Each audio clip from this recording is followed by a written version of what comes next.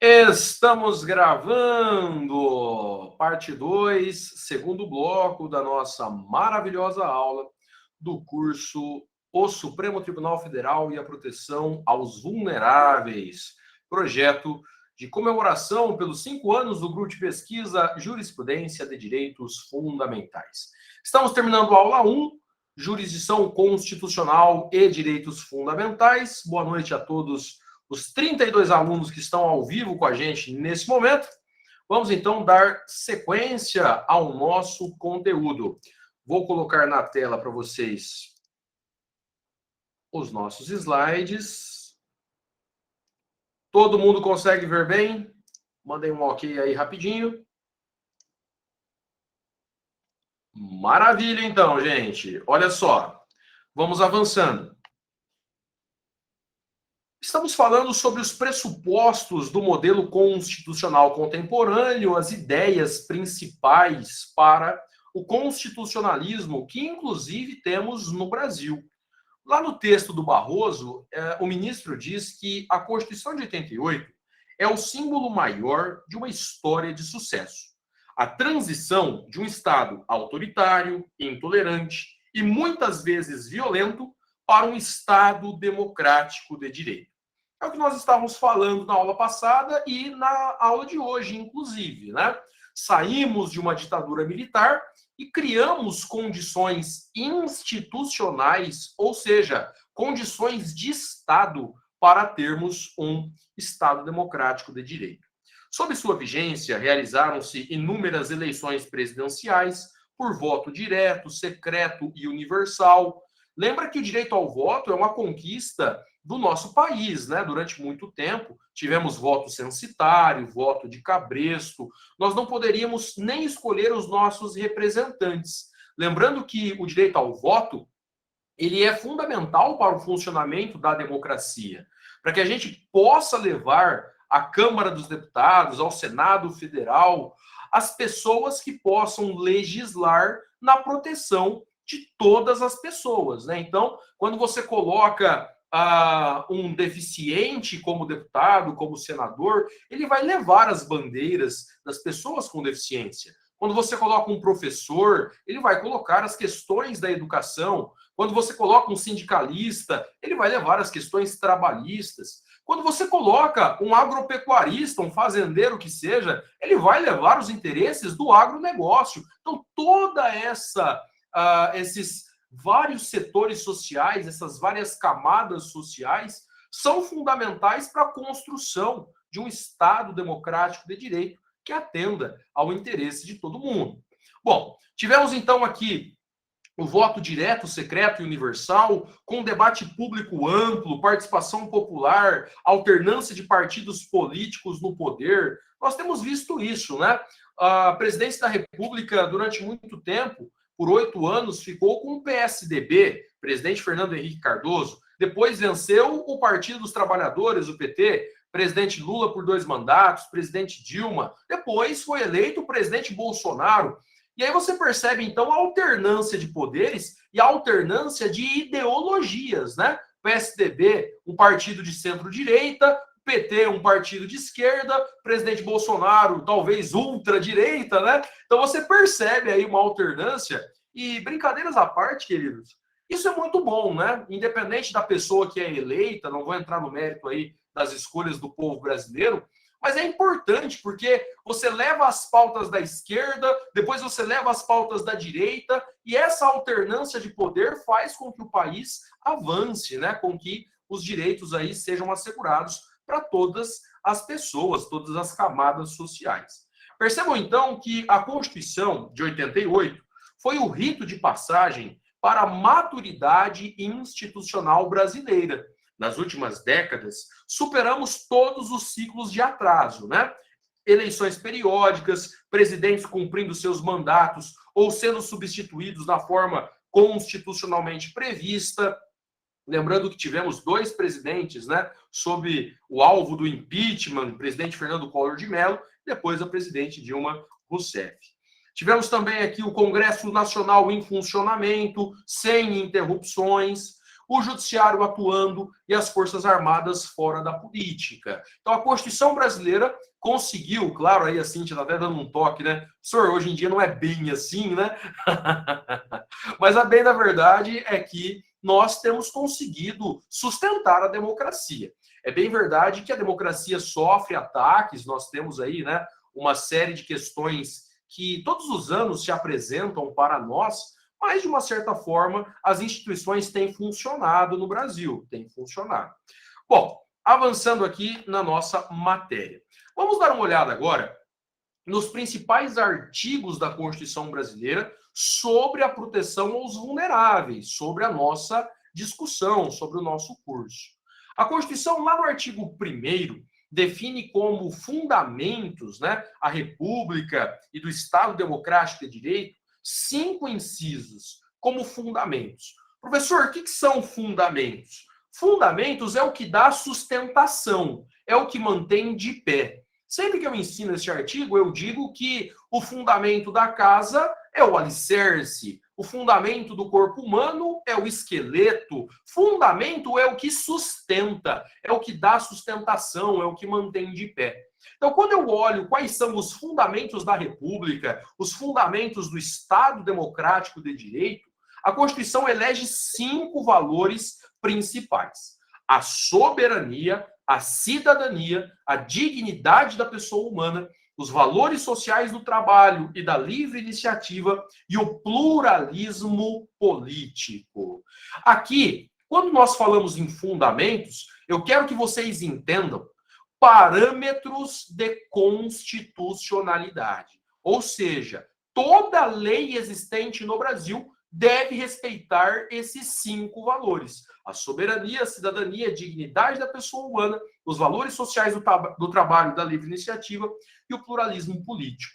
O professor Barroso diz que a dignidade da pessoa humana se transformou num discurso transnacional, ou seja, depois da Segunda Guerra Mundial, onde milhões de vidas foram dizimadas por regimes políticos, por ideologias como nazismo, fascismo, a dignidade da pessoa humana virou um vetor interpretativo. O que significa isso, professor? Para saber não, eu preciso verificar se essa lei contraria ou não a dignidade da pessoa humana. Só tem validade no Brasil o que estiver de acordo com a dignidade. É bem verdade que a dignidade é uma discussão não só jurídica, é uma discussão filosófica. Quando Barroso cita o exemplo do arremesso de anão, você percebe que a dignidade é algo muito mais complexo, né? Para quem não conhece a história, lá na França, esse é um caso real, tá? Nós tivemos um anão que acabou assumindo um emprego e ele era contratado para atuar em festas como um entretenimento. E aí pegavam aquele anão, colocavam ele tipo num canhão assim e arremessavam o anão ou jogavam ele para ver até onde ele ia e tudo mais. As associações protetoras a direitos humanos, Defensoria, Ministério Público, algo que o valha na França, entrou com uma ação na justiça dizendo que isso era um absurdo. Onde já se viu arremessar um ser humano é a negação da dignidade, é a coisificação do ser humano. E o juiz francês entendeu que realmente não se deve arremessar anão nenhum. E foi lá e proibiu aquela prática. Sabe quem recorreu dessa decisão? O próprio anão. Como assim, professor? Ele dizia, escuta, eu não tenho um emprego, eu tenho um círculo de amizade muito restrito, e quando estou participando daquele arremesso de anão, eu sou o centro das atenções. Então eu particularmente entendo que, para mim, é algo que preenche a minha dignidade, não é algo atentatório. E esse exemplo nos faz refletir que eu não posso olhar os outros com os nossos olhos. Se o juiz tivesse ouvido o anão, talvez a decisão dele tivesse sido diferente, percebam? Então a dignidade, ela não é tão simples, né? A dignidade, ela apresenta contradições muitas vezes. Então, é importante que vocês se aprofundem nessa leitura. Eu vou disponibilizar um texto do Barroso sobre dignidade da pessoa humana. Isso é uma questão que nós observamos também quando enfrentamos o tema da transfusão de sangue e testemunhas de Jeová. Essa é uma questão bastante polêmica no direito brasileiro, mas a bem da verdade é que para os testemunhas de Jeová, a transfusão de sangue é uma questão reprovável, porque na leitura da Bíblia no Velho Testamento, especialmente no livro de Levíticos, se eu não me engano, diz que a alma está no sangue. Então eles acreditam que eu não posso misturar o sangue, porque seria algo irreversível com relação à alma. E às vezes você fala assim, professor, mas não é melhor salvar a pessoa de qualquer forma? Para muitos testemunhas de Jeová, eles preferem a morte. Porque existe um compromisso de fé, um compromisso religioso. Aí você fala assim, professor, mas eu entendo que o médico tem que salvar. Tudo bem, essa é a sua visão de mundo. Mas o testemunho de Jeová, quando ele recebe a transfusão de sangue, muitas vezes ele acaba sendo isolado na igreja. Ele acaba perdendo ali, né, a sua vida do ponto de vista religioso. Então, muitos preferem não receber a transfusão de sangue. Então, você olhar o mundo com os seus olhos, muitas vezes você acaba violando a dignidade das pessoas. Percebam, então, que não é simples, né? Não é algo banal, corriqueiro. Quando nós falamos em dignidade, existe uma pluralidade de visões sobre o que é digno e o que não é digno, dependendo do caso concreto. Por isso que o direito, esse é um ponto fundamental da nossa aula, ele se tornou argumentativo. Argumentativo. Você olha uma decisão do Supremo Tribunal Federal, o ministro faz uma análise histórica, ele faz uma análise filosófica. Quando falamos de dignidade, por exemplo, um dos autores mais citados pelo Supremo é Immanuel Kant, filósofo alemão, que desenvolveu aí, né, premissas, balizas da ideia de dignidade. Então, queridos, vou passar um texto do professor Barroso falando sobre a dignidade da pessoa humana, vale muito a pena a leitura.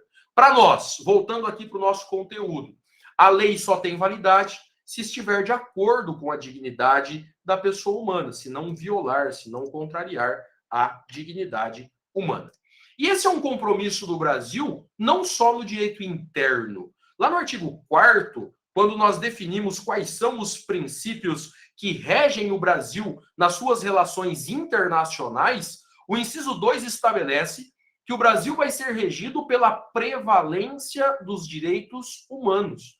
O Brasil, inclusive, por muito tempo, foi um ator político internacional muito importante, costurando consensos, né? Trazendo aí debates relevantes. Atualmente não é bem isso que a gente tem visto aí no noticiário, né? Mas quando o Brasil está numa relação internacional, ele tem que pensar em todos esses valores: independência nacional, prevalência dos direitos humanos, autodeterminação dos povos, não intervenção, igualdade entre os estados, defesa da paz, solução pacífica dos conflitos, repúdio ao terrorismo e ao racismo, cooperação entre os povos para o progresso da humanidade, concessão de asilo político.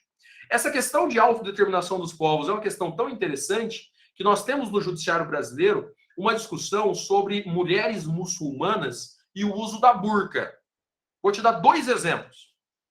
Uma mulher muçulmana pode entrar numa agência bancária de burca ou o segurança pode obrigá-la a retirar? Segundo exemplo, mulher muçulmana vai dirigir no Brasil, ela pode tirar a foto da CNH de burca ou ela é obrigada a tirar a burca? Nesse momento, a sua cabecinha trava de novo, né? Senhor, e aí? Como é que faz? A vida não é esse todinho gelado que você está imaginando. Ganhei uma caneca de um aluno do 5º ano, depois vou mostrar para vocês, coisa mais linda, com essa frase, inclusive. Mas a questão é que o Heitor e a Micaela estão dizendo, professor, complicado, hein? Nunca tinha parado para pensar nisso. E aí? Prevalece a segurança? Prevalece a dignidade daquela pessoa? Não é uma agressão contra a mulher muçulmana exigir que ela retire a burca? Mas se você não exigir, pode ser que um bandido se disfarce de muçulmano, entre com a burca e aí você não consegue depois contê-lo. Enfim, é uma série de situações que o direito brasileiro às vezes não observou, né? Ainda não parou para pensar sobre isso. Essa questão da burca já está no Judiciário Nacional. Vamos ver como os tribunais superiores vão reagir a essa matéria. O que mais, professor? Eu recomendo que vocês façam para o nosso curso uma revisão do artigo 5º. Coloquei só o comecinho dele aqui, né? Mas são os direitos e garantias fundamentais, o rol de 78 incisos. Só vou destacar alguns pontos do começo do artigo 5º. Acompanhe a leitura do artigo aqui comigo. Olha o caput do artigo 5º. Todos são iguais perante a lei, sem distinção de qualquer natureza. Para quê? Para quem estuda gramática, nós temos a figura gramatical do pleonasmo. Todos são iguais perante a lei, sem distinção de qualquer natureza. Não, peraí. Se são iguais, é porque não tem distinção. Sim ou não? Senhor, por que a Constituição fala 2 vezes sobre igualdade? Calma, continua lendo comigo. Todos são iguais perante a lei, sem distinção de qualquer natureza, garantindo-se aos brasileiros e aos estrangeiros residentes do país a inviolabilidade, o direito à vida, à liberdade, à igualdade. 3 vezes no caput a ideia da igualdade? A segurança, a propriedade nos termos seguintes. Inciso 1. Homens e mulheres são iguais em direitos e obrigações. Professor, peraí, tem alguma coisa errada aqui. A Constituição, em 2 artigos, né, um artigo e um inciso, fala de igualdade por 4 vezes? Exatamente. Mas e aí, professor, foi o estagiário que escreveu? O pessoal estava meio desatento, não revisou o texto final? Não. Ela traz essa insistência. Todos são iguais, sem distinção, direito à igualdade, homens e mulheres são iguais, porque um dos principais problemas do Brasil é a desigualdade. Nós temos um problema histórico. Negros e brancos, homens e mulheres, héteros e homossexuais. Então, perceba, um dos grandes problemas do nosso país é a desigualdade.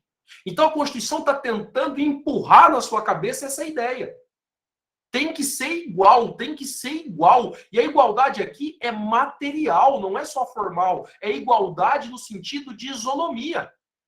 Isso significa que se a pessoa não tem condições, tem que igualar as condições para que ela tenha competitividade, para que ela possa também ter igualdade de oportunidades. É aqui que vai entrar a ideia das ações afirmativas. Olha lá, o Fábio está dizendo, para fixar bem o princípio da igualdade. Exatamente, Fábio. Traz uma história que gerou necessidade. Isso, Adriele. A Adriele está criando um neologismo aqui, né? Pleonasmar 1000 vezes, né? Então, assim, trazer essa ideia muitas vezes, Adriele dizendo, esse é o nosso país, é um país marcado pela desigualdade, né? Então, a Constituição está tentando insistir com o povo brasileiro. Somos iguais, somos iguais. Olha lá, inciso 2, né? Ninguém será obrigado a fazer ou deixar de fazer alguma coisa, senão em virtude de lei. O princípio da legalidade, que é uma herança. Vamos ver quem estava na aula passada. A legalidade é uma herança. Quem que nos influenciou, gente? Eu disse que substituiu o rei pela lei da França, Natan. Muito bem. A Revolução Francesa. Exatamente, Adriele. Olha como o constitucionalismo vai construindo, né, aqui na América, uma ideia da Revolução Francesa, né? Ninguém é obrigado a fazer ou deixar de fazer alguma coisa, senão em virtude de lei. Ninguém será submetido a tortura, nem tratamento desumano ou degradante. Por que eu falo em tortura ou tratamento desumano logo no começo do artigo 5º? Onde teve tortura no Brasil, gente? Há pouquíssimos anos antes da Constituição, na ditadura. Muito bem, é isso aí. Não pode ter tortura, não pode ter tratamento desumano ou degradante. Olha o inciso 4, é livre a manifestação do pensamento. Por que está logo no comecinho, professor? Porque a gente saía de um governo ditatorial. Lembra disso? Então tem que ser livre a liberdade de expressão. Tem que ser livre a liberdade de pensamento, liberdade de crença e consciência, que está no próximo inciso, a liberdade filosófica, de convicção política. Tudo isso é herança da ditadura. Você sabe que, durante a ditadura militar, os artistas brasileiros eles se destacaram porque eles acabavam driblando a ditadura com a sua inteligência, né, com o seu intelecto. Então, o Chico Buarque teve uma música que virou clássica, né, que ele falava: pai, afasta de mim esse cálice. Isso, Tainá, muito bem. Essa referência é uma referência bíblica de quando Jesus Cristo estava pregado na cruz e ele tem essa conversa com Deus, né? Pai, afasta de mim esse cálice. A grande questão aqui é que o cálice do Chico Buarque é o cálice de calar a boca, de mordaça, de censura. Pai, afasta de mim esse cálice. E aí nós tínhamos então, né? Essa era uma forma de driblar a ditadura. Nós tivemos aí o Jô Soares com um programa muito interessante chamado Viva o Gordo e Abaixo o Regime. Mas o regime dele não era o regime de comida, o regime aí, né, de gastronômico. Não, era o regime militar. Viva o gordo e abaixo o regime. Tinha uma questão, né, do Erasmo Carlos, um dos presidentes da República, que detestava o Erasmo, mas a filha dele deu uma entrevista uma vez, se eu não me engano, era o Médici. A filha disse que ouvia muito o Erasmo, Jovem Guarda e tal. Aí o Erasmo Carlos fez uma música: você não gosta de mim, mas sua filha gosta. Então, nós tínhamos uma produção dos poetas, né, dos compositores, tentando driblar a ditadura. E aí, então, hoje nós temos a liberdade de manifestação do pensamento, questão religiosa. Olha o inciso 10, gente. São invioláveis a intimidade, a vida privada, a honra, a imagem das pessoas, a casa como asilo inviolável do indivíduo. Então, façam uma revisão do artigo 5º, é sempre importante ler. Para quem presta concurso, é artigo campeão de prova. Se tem prova envolvendo direito constitucional, tem artigo 5º. Nível médio, nível superior, é muito importante conhecer o artigo 5º. Direitos fundamentais é um dos temas mais cobrados, né, nas provas e concursos do Brasil. Muito bem. Avançando, professor. O artigo 60, parágrafo 4º, estabelece as chamadas cláusulas pétreas. Você estudou isso em constitucional. As cláusulas pétreas são temas que o Constituinte definiu que não podem ser retirados do texto constitucional. É considerado o núcleo duro da Constituição. Não podem ser suprimidos. Eu não disse que não podem ser modificados. Não podem ser suprimidos. Então, são algumas ideias que o Constituinte estabeleceu que não podem ser excluídos da Constituição. A forma federativa de Estado, o voto direto, secreto, universal e periódico, a separação dos poderes. Olha que importante isso, gente. Vamos falar mais de separação dos poderes mais à frente, né? Separação dos poderes é cláusula pétrea no Brasil. E onde está escrito direitos e garantias individuais, o Supremo já decidiu que deve ser lido direitos e garantias fundamentais, não apenas os individuais, né? Porque senão direitos sociais, por exemplo, estariam fora. Educação, saúde, cultura, lazer, esporte, segurança. Pode retirar isso da Constituição, gente? Claro que não, né? Então, direitos e garantias fundamentais são cláusulas pétreas. Lembra que eu dou esse exemplo na aula também? Quando o presidente Temer assumiu a presidência da República, ele queria fazer alguns ajustes econômicos e cogitou-se retirar o 13º salário. Não iria pagar o 13º salário. O que a AGU disse para o Temer? Presidente, não dá para tirar, é cláusula pétrea. Estando ali no artigo 7º, o artigo 8º, né, os direitos trabalhistas, não posso tirar 13º. É direito fundamental.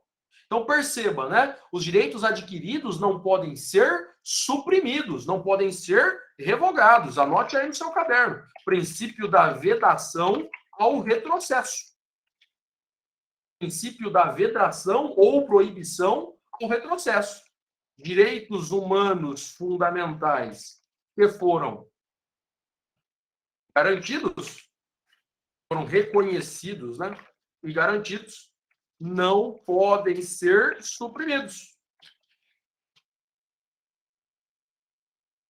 Essa é uma questão extremamente importante. A doutrina constitucional também chama de efeito cliquet,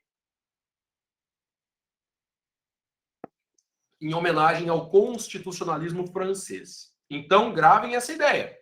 Direitos humanos fundamentais são cláusulas pétreas. na Constituição brasileira. Os direitos dos vulneráveis, portanto, uma vez assegurados, uma vez garantidos, não podem ser suprimidos, não podem ser excluídos do texto constitucional. Sabe que nós estamos tendo uma movimentação muito interessante para acrescentar um direito fundamental no Brasil?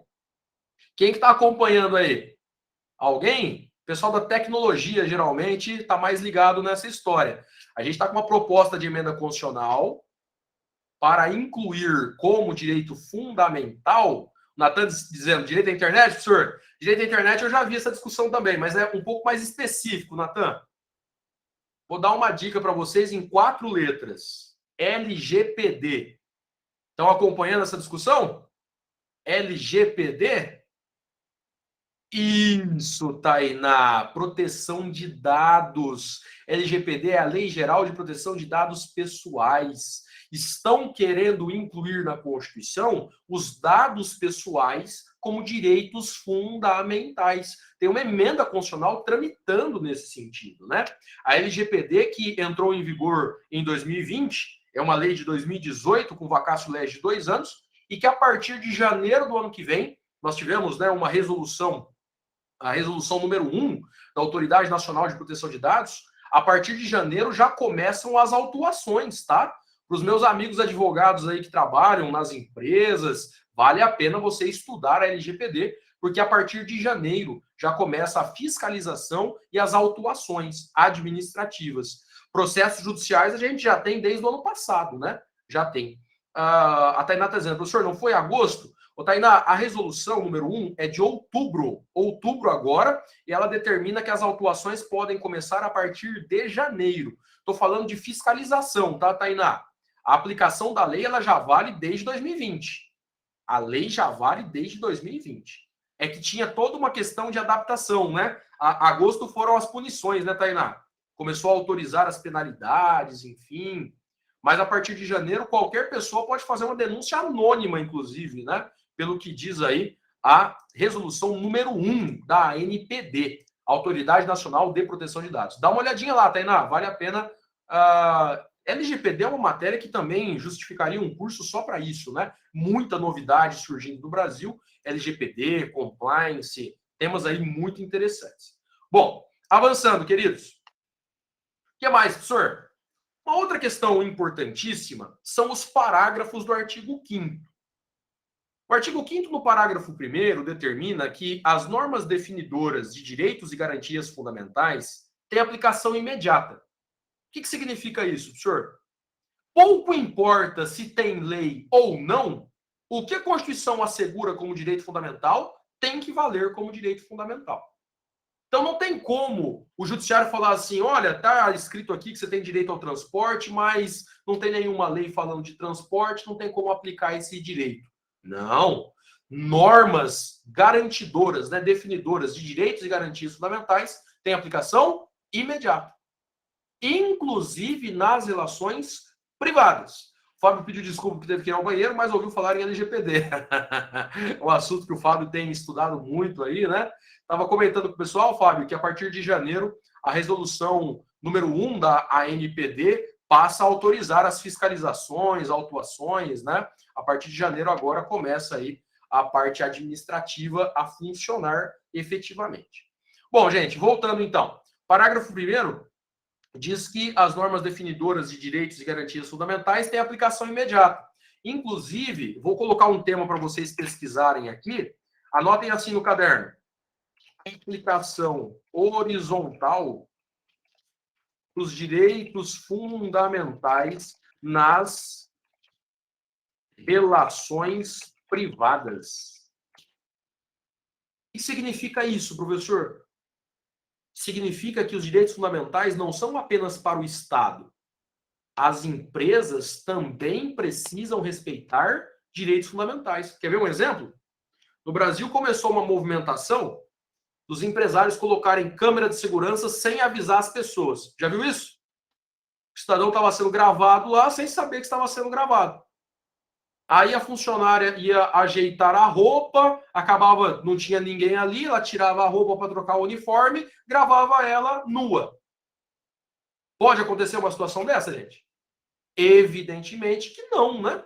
Não pode. Então, essa câmera de segurança tem que ser comunicada aos empregados. Professor, mas é uma empresa, não tem nada a ver com o Estado. Exatamente. A aplicação horizontal dos direitos fundamentais nas relações privadas. Essa história de atriz ganhar menos do que ator, já viram isso? Na Globo, na Netflix, tem uma discussão absurda sobre isso, né? Dá uma olhadinha no caso House of Cards. O ator principal ganhava muito mais do que a atriz que era casada com ele na série e que acabou depois virando a protagonista, né? Porque o ator principal acabou sendo afastado por questões da empresa, né? Ele deu algumas declarações, enfim, teve umas questões pessoais lá, particulares, e ela acabou sendo a protagonista da série. Mas muitas mulheres sofrem com isso, né? Na questão artística. Às vezes a pessoa tem até mais participação, mas a Júlia está dando um exemplo aqui da Grey's Anatomy. Pois é, Júlia, muito bem lembrado. Muito bem, muito bem. Bom, queridos, avançando então. A Maria Luísa dizendo que em The Crown também. Príncipe Philip ganhava mais do que a Rainha Elizabeth. Ô, Maria Luísa, mas aí é o fim do mundo, né? Aí é o fim dos tempos, né? O seriado é para contar a história da rainha. E o príncipe ganha mais do que a rainha. Meu Deus, que fase, amigos. Absurdo total. Ah, não. Aí já é demais. A Júlia também está revoltada. Micaele, Mariana, Heitor, Tainá. Aí é um absurdo, né? Mas enfim, vamos em frente. A Maria Luísa está encabeçando um movimento, hashtag Justiça por Betinha, né? Em relação à Rainha Elizabeth. Mas como nós estamos gravando, Maria Luísa, a Betinha é um apelido carinhoso para a majestade, né? A Elizabeth II. Muito bem. Avançando aqui no que interessa. Olha só, gente. Já entendemos, então, que o artigo 1º garante a aplicação imediata dos direitos fundamentais. O parágrafo 2º do artigo 5º é uma cláusula de abertura. Cláusula de abertura. Por quê, professor? Deixa eu te fazer uma pergunta, depois eu já te dou a resposta. Lá no artigo 5º, existem 78 incisos garantindo direitos e mecanismos processuais de proteção. Porque não são só direitos, né? O habeas corpus está no artigo 5º, o mandado de segurança, o habeas data, mandado de injunção. Nós temos mecanismos processuais no artigo 5º para materializar direitos, para concretizar direitos. Pergunta: o rol do artigo 5º da Constituição Brasileira é taxativo ou exemplificativo? Taxativo ou exemplificativo? A Tainá está dizendo que é exemplificativo. Muitos alunos, talvez mais novos, estão pensando o que é taxativo e o que é exemplificativo, professor. Então vamos do início. Taxativo é aquilo que está escrito e só. Então, se tem 78 incisos, se o rol é taxativo, são só os 78 incisos e nada mais. Taxativo. Se for exemplificativo, são aquilo que está lá mais alguma coisa. Nesse nosso exemplo, 78 incisos, mais alguns incisos. E parabéns a Tainá e ao Heitor que estão acertando, né? Estão gabaritando. O rol do artigo 5º é exemplificativo. Leia comigo o parágrafo 2º do artigo 5º. Os direitos e garantias expressos nessa Constituição não excluem outros. Não excluem outros. Ou seja, pode vir mais. Decorrentes do regime dos princípios por ela adotados ou dos tratados internacionais em que a República Federativa do Brasil seja parte. Quer ver um exemplo muito interessante? A Constituição de 88, lá na redação original, no texto original, lá em 88, o artigo 5º tinha 77 incisos. Não era 78. O artigo 5º, inciso 78, ele foi incluído. E ele garante, quem sabe o que é o 78? Quem é concurseiro tem que decorar o artigo 5º, viu? São 78 incisos que você tem que saber de cabeça. O 78 fala sobre o processo célere, a celeridade processual, o direito a um processo célere. Esse inciso não existia em 78, ele foi incluído. Então, é uma demonstração de que o rol da Constituição do artigo 5º é exemplificativo. Podem vir outros direitos. A gente deu um exemplo aqui agora há pouco falando dos dados pessoais como direito fundamental. Se a emenda constitucional for aprovada, vai incluir mais um direito no texto constitucional. Até aqui, todo mundo junto? Manda um ok aí rapidinho. Parágrafo 1º diz que os direitos fundamentais têm aplicação imediata. Parágrafo 2º diz que direitos fundamentais é o que está na Constituição e o que pode ter mais, o que pode vir a mais de princípios ou tratados. O Fábio está dizendo que a emenda já foi aprovada e só está aguardando promulgação. Que legal, Fábio. Eu tinha visto que tinha passado pelo Senado, não tinha visto que já havia concluído a tramitação no Parlamento, né? Então, nos próximos dias teremos mudança na Constituição, acrescentando aí os dados pessoais como direito fundamental. Mais uma, né? Mais uma, exatamente. Queridos, agora vamos para a última parte do artigo 5º. Esse é um artigo bastante conhecido, né? O parágrafo 3º é objeto de muitas provas, muitos questionamentos relacionados aos tratados e convenções internacionais. Nós vamos falar muito de tratados nas próximas aulas, porque nós temos tratados internacionais de proteção à mulher, de proteção às crianças, de proteção aos indígenas, de proteção aos trabalhadores. Tratados internacionais são compromissos firmados entre países ou entre países de organizações internacionais. Exemplo de organização internacional, professor: a ONU, Organização das Nações Unidas, a OEA, Organização dos Estados Americanos, a OIT, Organização Internacional do Trabalho, a Cruz Vermelha, o Vaticano. O quê, Brasil? É, filho. Lá em Direito Internacional temos vários, né? Órgãos internacionais. O Fábio está passando aqui para nós. Olha que legal, tem aí todo o detalhe, né? Tramitação encerrada já. Vai a promulgação do presidente. Não, desculpa, é emenda constitucional, né, Fábio? Aí não é o presidente que promulga, não, são as mesas, né? Isso, é emenda constitucional. Maravilha. Logo, logo, então, estará em vigor. Muito bem, gente. Voltando ao que interessa. Nós estudamos que tratados internacionais podem inserir direitos, podem acrescentar direitos. E aqui, de uma forma bastante resumida, dá uma olhada na pirâmide do ordenamento jurídico brasileiro. De acordo com a emenda constitucional 45 de 2004, né, e depois do julgamento de 2 recursos extraordinários no STF, essa é a pirâmide do ordenamento jurídico brasileiro. Lá no topo estão as normas constitucionais, a Constituição de 88, as emendas constitucionais e os tratados internacionais que são ratificados pelo quórum do artigo 3º, aliás, do artigo 5º, parágrafo 3º. Só fazer a leitura que nós acabamos não lendo. Olha lá. Os tratados e convenções internacionais sobre direitos humanos que forem aprovados em cada casa do Congresso Nacional, em 2 turnos, por 3/5 dos votos dos respectivos membros, serão equivalentes a emendas constitucionais. Então, tratado tem que ser de direitos humanos e que tem que ter aprovação pelo quórum de emenda constitucional, né? 3/5 em 2 turnos das 2 casas. São 4 votações, então. Voto tratado 2 vezes na Câmara, 2 vezes no Senado. Nas 4 votações, ele tem que ter mais de 3/5, né? Pelo menos 3/5 dos votos. E aí, então, nós percebemos que a Constituição fica lá no topo, junto com as emendas constitucionais e tratados internacionais de direitos humanos. Vamos dar uma olhadinha em quais são esses tratados, né?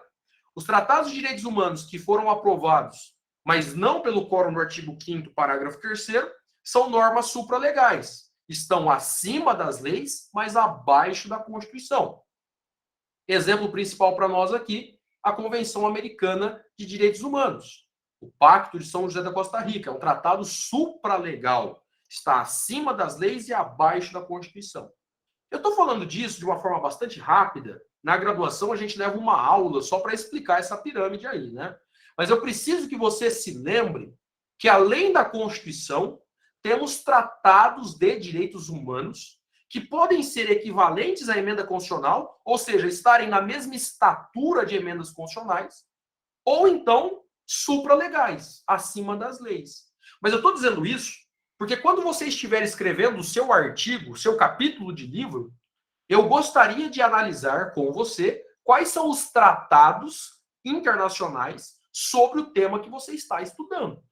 É importante conhecer esses tratados, é importante conhecer se o Brasil já ratificou ou não, se ele tem aplicação ou não.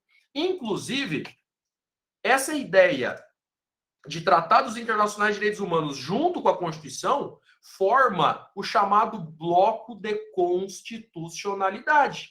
Vou te dar um exemplo aqui, que é um dos tratados mais famosos, né, que foram equiparados à emenda constitucional. A Convenção de Nova York sobre os deficientes. A Convenção de Nova York, que o Brasil ratificou, ela mudou o Código Civil brasileiro.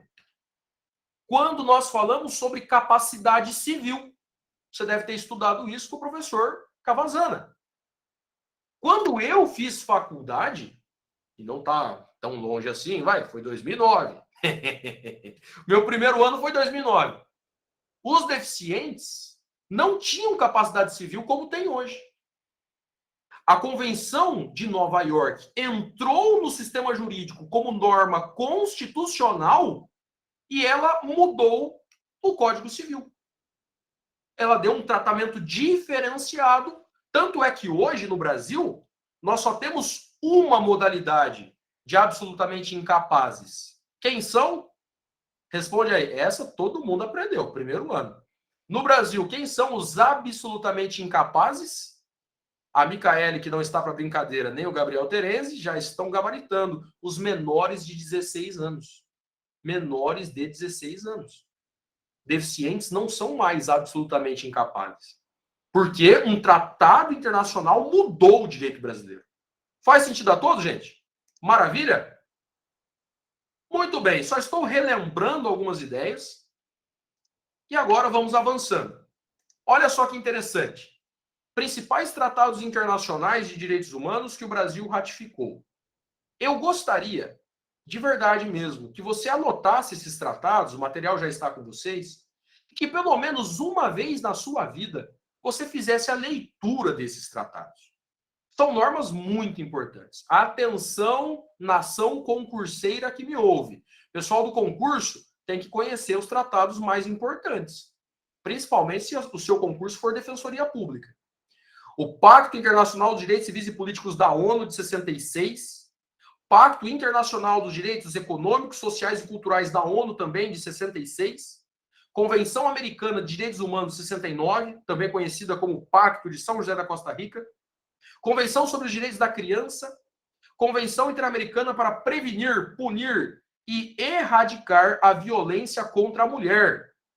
Essa convenção, também conhecida como Convenção de Belém do Pará, reforça a Lei Maria da Penha. Tanto é assim que as duas são do mesmo ano. Foi no Brasil, inclusive, que ela foi ratificada, a Convenção de Belém do Pará. Dois detalhes fundamentais aqui sobre tratados. Se você analisar o texto do Pacto Internacional de Direitos Civis e Políticos da ONU, Pacto Internacional de Direitos Econômicos, Sociais e Culturais da ONU também, e a Convenção Americana de Direitos Humanos, leia esses três tratados, depois você abra o artigo 5º da Constituição Brasileira. A Constituição foi muito inspirada nesses tratados internacionais. É uma construção coletiva após a Segunda Guerra Mundial. Muitos dos direitos que estão no artigo 5º estão nesses três tratados internacionais, principalmente. O legislador constituinte não tirou tudo isso da cabeça dele. Ele olhou para o mundo. Quais são as práticas mais adequadas que o mundo entende sobre direitos humanos, sobre direitos fundamentais? E aí foi construindo o artigo 5º. Segundo ponto importante. Eu coloquei para você o tratado, o ano do tratado, e coloquei também o decreto. O que é esse decreto, professor? É porque quando o Brasil ratifica o tratado, ratificar é assinar o tratado, firmar o compromisso. Ele precisa fazer esse tratado virar lei brasileira. Faz sentido? e ele entra no ordenamento como lei brasileira sob decreto. Então, o Pacto da ONU de Direitos Civis e Políticos é o decreto 592 de 92. O de Direitos Econômicos, Sociais e Culturais é o decreto 591 de 92. A Convenção Americana de Direitos Humanos é o decreto 678 de 92. Agora, dá uma olhadinha aqui nos números de quando virou lei brasileira. Os três primeiros em 92, Convenção sobre Direitos das Crianças em 90, Violência Doméstica 96. Pergunta, se você está atento à aula, por que todos esses tratados viraram lei brasileira depois da década de 90? Por que ele virou? Por que o Brasil firmou compromisso a partir de 90? Por que não tem nenhum tratado antes? A Amanda está dizendo por causa da Constituição de 88, professor? Então, Amanda, mas vamos pensar um pouquinho antes da Constituição. Por que os tratados de direitos humanos surgiram a partir de 90 no Brasil, virando lei brasileira a partir de 90? O Natan e a Maria Luísa e a Amanda estão matando essa charada. Porque antes era ditadura. Você acha mesmo que a ditadura quer saber de tratado de direitos humanos, gente? Você está entendendo a movimentação histórica? A ditadura se encerra, tem uma lei de anistia para acertar algumas questões, a Constituição de 88 vem, e a partir de 90 o Brasil firma compromissos internacionais. O que eu estou tentando fazer você entender é que não é uma simples revisão de direito constitucional ou direito internacional. É para você entender que no Brasil o cenário só ficou favorável para os vulneráveis a partir de 88. Não tem como a gente pensar em proteção em direitos humanos com ditadura militar em curso. Vladimir Herzog, por exemplo, foi um jornalista que foi morto pela ditadura militar. O Brasil foi condenado na Corte Interamericana por isso. Então perceba, gente, nós tínhamos desaparecimentos forçados, nós tínhamos execuções sumárias. Muitos políticos brasileiros, o próprio presidente Fernando Henrique Cardoso, não sei se você sabe, mas ele acabou sendo exilado. Muitos políticos tiveram que sair do Brasil. Fernando Henrique, José Serra. Fernando Henrique foi para o Chile, né? Ficou uma época sendo professor universitário no Chile, inclusive. Então percebam que como que nós vamos pensar em vulneráveis sem entender as questões históricas? Sem entender que antes de 88 não tinha espaço para falar sobre proteger o homossexual, proteger o negro, proteger o deficiente, proteger o indígena. O cenário político, as condições institucionais não favoreciam. Então, dá uma olhadinha agora nos tratados com status de emenda constitucional. Foram aprovados de acordo com o artigo 5º, parágrafo 3º. Ou seja, eles valem como emenda constitucional. No Brasil já temos 4. O pessoal às vezes acha que são 3 porque os 2 primeiros são relacionados, né? O primeiro que nós tivemos, a Convenção da ONU sobre o Direito das Pessoas com Deficiência, Decreto 6949 de 2009. Esse tratado vale emenda constitucional. Por isso que ele mudou o Código Civil. Depois ele teve um protocolo adicional a essa convenção. Depois, na época do governo Temer, o Tratado de Marrakech, também é emenda constitucional no Brasil, tem por objetivo facilitar o acesso a obras publicadas a pessoas cegas, com deficiência visual ou com outras dificuldades para ter acesso ao texto impresso. Sabe que é uma questão muito interessante? Eu comentei com vocês que eu fiz um curso pela UERJ e pela Federal do Amazonas. E uma das questões mais interessantes, eu nunca tinha visto isso. O palestrante, quando ele começava a dar aula, ele fazia a sua descrição. Por que isso, professor? Porque pode ter pessoa cega assistindo. Então ele abria a aula dizendo, igual se fosse no meu caso, eu sou um homem heterossexual, tenho 1,80 m de altura, meu cabelo, dizem que está caindo, mas na verdade é corte baixo, corte militar. Estou usando óculos, estou usando camisa social, um blazer, uma camisa preta, um blazer social cinza, estou sentado numa cadeira e no fundo não tem nenhuma imagem. Para vocês, isso talvez não faça nenhum sentido, mas para quem tem deficiência visual, para quem é cego, isso ajuda a compreender quem está falando. Então, eu falo de Araçatuba, você entende? Você vai fazendo uma descrição. Por exemplo, uma vez eu estava dando aula, aí na Toledo mesmo, e nós tivemos uma aluna cega. E eu fiquei pensando, como que eu vou explicar para ela? Dá uma olhadinha aqui, gente. Que tem uma pirâmide de cor cinza, vermelha e amarela. Ela não está vendo nada disso. Isso exige de nós, professores, formas de educação inclusiva. Eu não posso pensar só no material que as pessoas que enxergam consigam entender. Você entende a importância dos direitos humanos?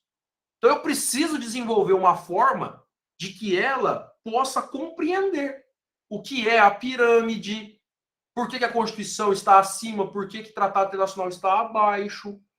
Então, essa é uma questão.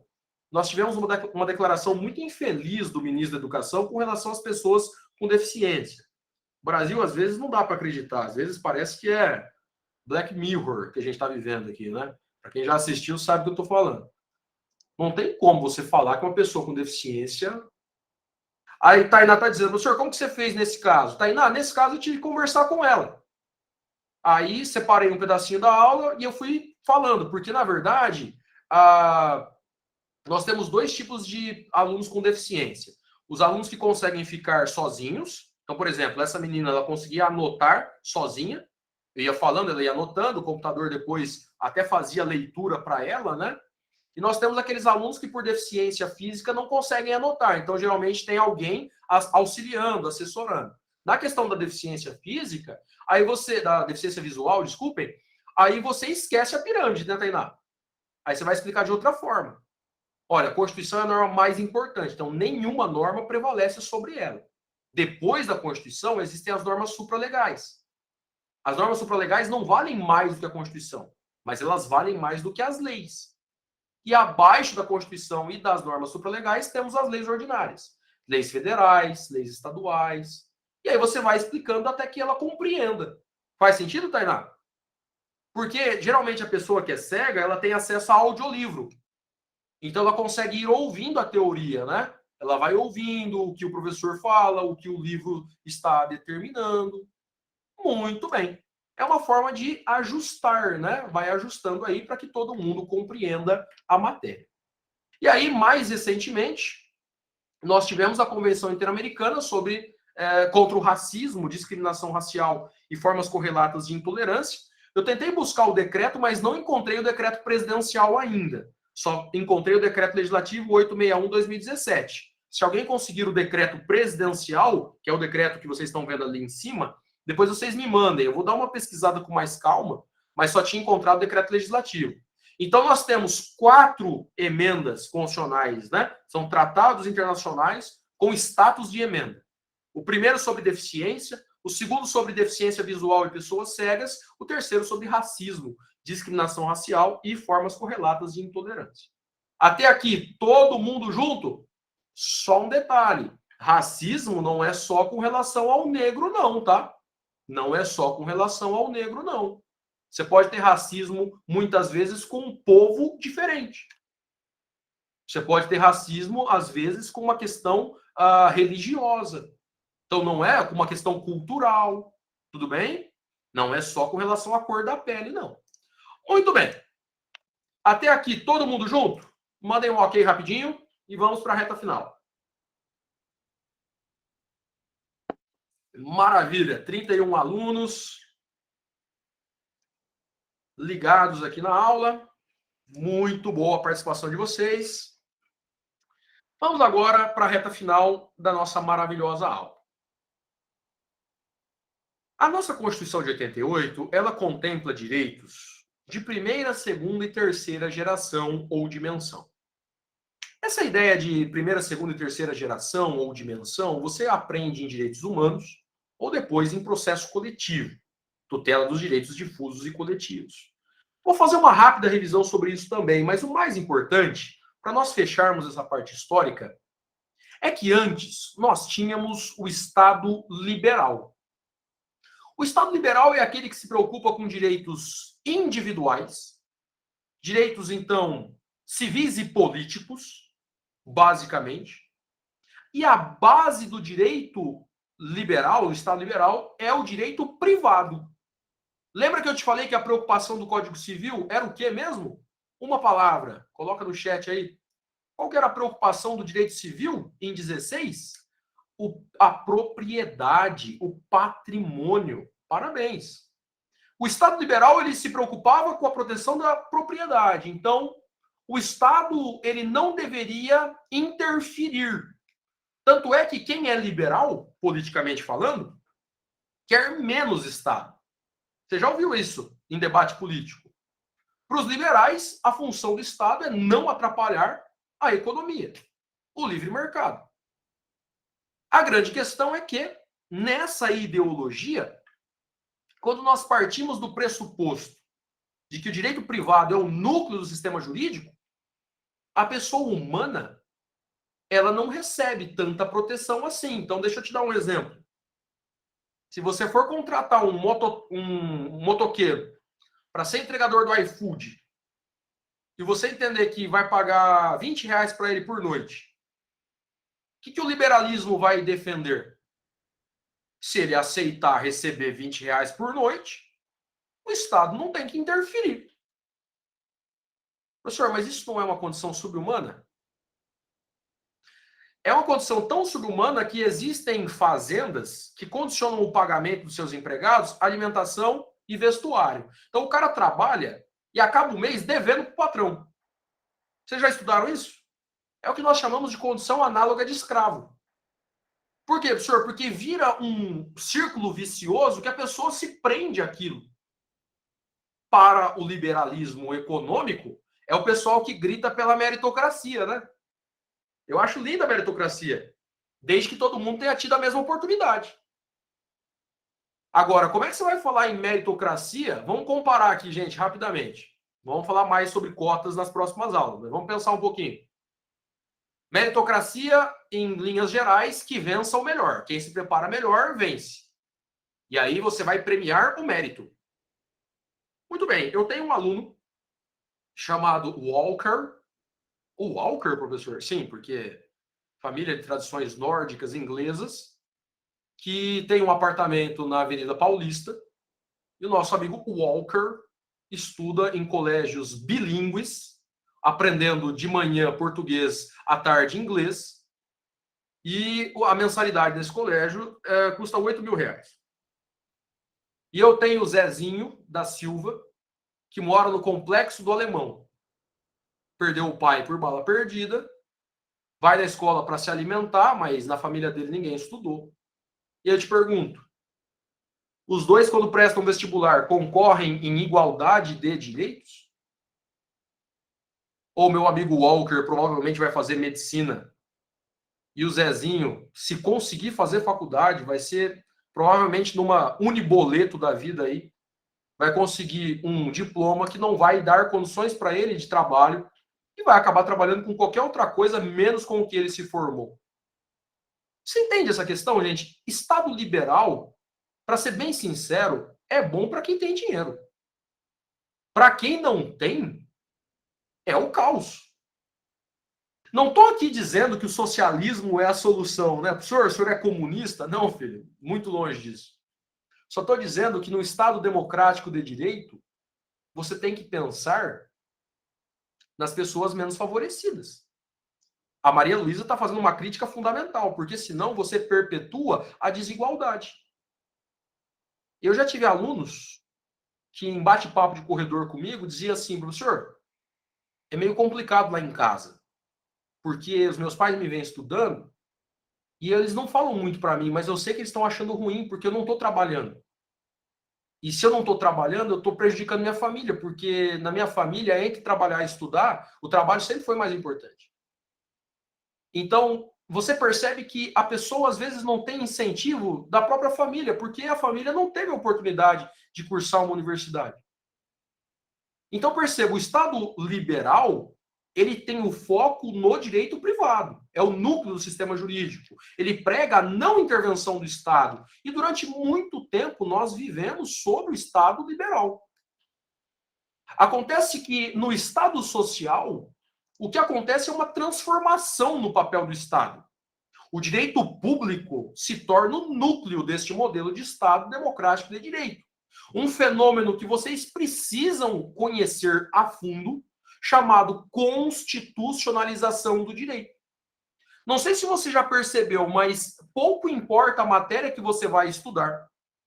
O seu professor sempre vai falar se aquilo é constitucional ou não. Pode ser direito penal, pode ser direito previdenciário, pode ser direito civil, pode ser consumidor, pode ser ambiental. Existe uma preocupação com a Constituição. Então, a prisão em segunda instância é constitucional? Não é constitucional? Nós tivemos a constitucionalização do direito. A Constituição se torna a norma jurídica mais importante. E aí, no Estado social, para concretizar direitos sociais, nós precisamos de um agir estatal. Olha a diferença de paradigma, gente. Professor, o que é um paradigma? Paradigma é um conjunto de valores que sustentam um fenômeno por um determinado espaço. Aliás, num determinado espaço por um determinado tempo. Paradigma é um conjunto de valores, um conjunto de ideias que sustenta um fenômeno num determinado espaço por um determinado tempo. Exemplo, professor. Na informática, para fazer uma homenagem ao meu amigo Fábio. Durante muito tempo, nós tivemos o disquete, que a maioria de vocês nem sabe o que é isso. Tem uma molecada aqui que acha que disquete é chocolate, professor. Tem o M&M's e o disquete, né? O disquete é mais barato. Não. O disquete, se eu não me engano, quando eu fiz informática, era pouco mais de 3 mega, né, Fábio? O armazenamento acho que era 3 mega e pouquinho, se eu não me engano. O disquete era grande, depois ficou pequenininho. Aí depois do disquete veio o CD. Olha que revolução. Meu Deus, o CD, professor, agora são 700 mega. Olha que beleza. E aí veio o computador com gravação de CD, que é um sucesso. Depois o DVD, que a molecada nem sabe o que é mais isso. E aí, professor? Salve Nero, diz a Cíntia, né? Programa de gravação. É isso aí, Cíntia. Depois do CD e do DVD, veio o pendrive. Ah, Tainá dizendo, alugar DVD era sensacional. Isso, Tainá. Inclusive, não sei se vocês sabem, eu gosto muito de ler biografias. Eu gosto demais. E quando eu fui estudar um pouquinho sobre a história da Amazon, vocês sabiam que a Amazon surgiu porque o Bezos tinha problemas com devolução de filmes, né? Ah, desculpa, a Amazon não, desculpa. A Netflix.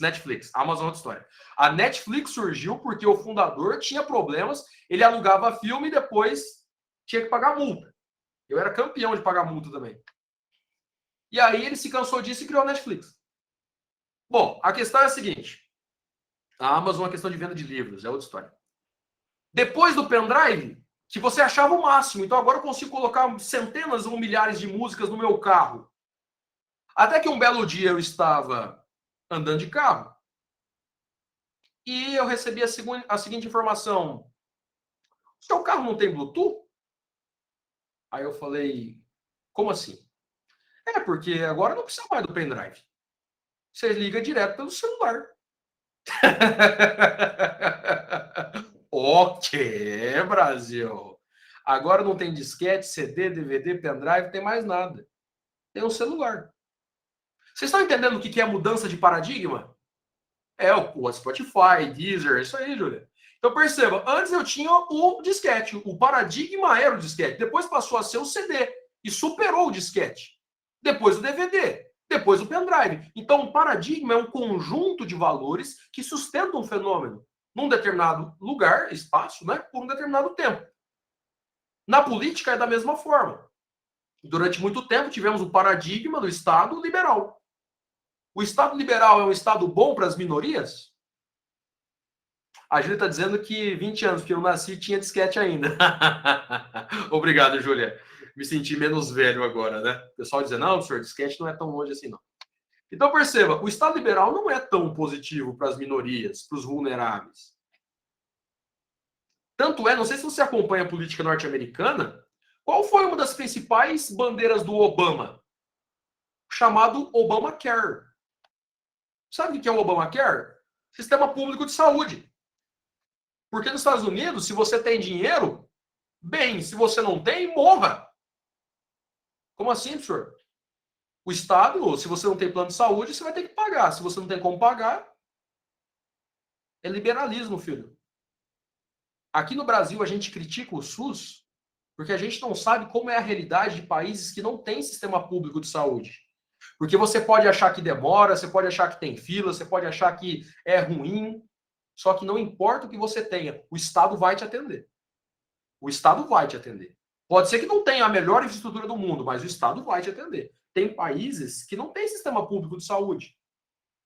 O Obamacare foi uma conquista, né, do Barack Obama. O Trump veio e a ideia dele era acabar com o Obamacare.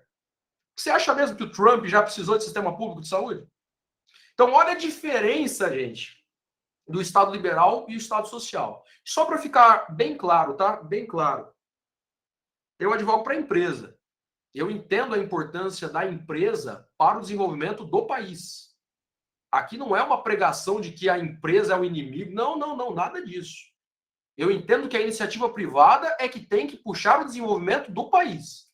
O que eu estou tentando colocar para vocês é que só liberalismo não dá. Porque aí os vulneráveis, as pessoas mais frágeis, acabam ficando sem proteção.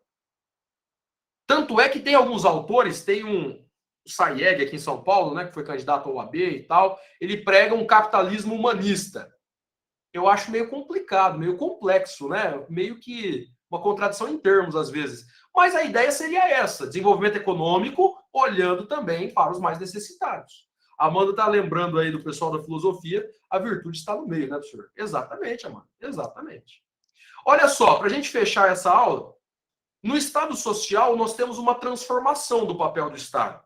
O direito público se torna o núcleo, a Constituição é a norma mais importante, e para ter a concretização de direitos sociais, eu preciso de políticas públicas. É aqui que entra a nossa matéria. Políticas públicas é um agir estatal, é o Estado se movimentando. Então, se as pessoas não têm educação, vou colocar ProUni, vou colocar FIES. Se as pessoas não têm como estudar em outro país, Ciências Sem Fronteiras. Se não é universidade, é curso técnico, Pronatec. Se a pessoa não tem como morar, não tem casa, é Minha Casa Minha Vida. Se não tem energia elétrica, é luz para todos. Nenhum programa desse governo, diga-se de passagem. Bom, a grande questão que eu quero colocar para vocês é que no Brasil a gente teve um Estado agindo para concretizar direitos. Teve a questão dos médicos, né? Mais médicos cubanos, muita gente foi contra, outros foram a favor. A verdade é que tem muito lugar que não tem médico, né, gente? Então, entre um médico cubano e nada, às vezes me parece que é melhor ter um médico cubano. Ah, professor, mas descobriram depois corrupção no pagamento desses médicos. Aí é uma outra questão. Então tem que avaliar a corrupção e punir o responsável. Ou então, dependendo, né, se não for interessante, suspende o programa social. Mas a grande questão é que a gente tem o Estado se movimentando para concretizar direitos. As políticas públicas. Aqui, então, nós deixamos de ter conflitos apenas individuais para ter conflitos de grupos, conflitos de categorias. E aí nós começamos a perceber, e é aqui que eu vou fechar a aula de hoje, que o processo não pode mais ser individual apenas. O processo não pode ser mais a Dona Maria versus a prefeitura. Eu preciso ter mecanismos de processo coletivo. Processo coletivo. Vou te dar um exemplo. Nós tivemos uma questão em São Paulo, que é a prisão temporária, prisão preventiva das mulheres gestantes ou que tenham filhos menores de 12 anos. Tinha mais de 3.000 mulheres presas em prisão preventiva que deveriam estar em regime domiciliar. Depois eu vou detalhar melhor isso na aula sobre população carcerária. Mas só para você entender agora. Você acha melhor entrar com 3.000 habeas corpus ou entrar com um habeas corpus só, discutir o direito e resolver para todo mundo? 3.000 habeas corpus é demora do Poder Judiciário, possibilidade de conflito nas decisões, sim ou não? Tem juiz que defere, tem juiz que não defere. Quanto tempo vai demorar para processar 3 mil habeas corpus? Então a gente começa a perceber que os conflitos não são apenas individuais. Nós passamos a ter conflitos coletivos. Isso, Micaele, gera insegurança jurídica também, senhor. Não tem nem sentido entrar com 3 mil habeas corpus, exatamente. Então eu preciso que vocês entendam que a gente sai do Estado liberal e vai para o Estado social, e além dessa questão de sai a propriedade, entra a dignidade da pessoa humana. Sai o direito civil, entra o direito constitucional, como principal área do direito.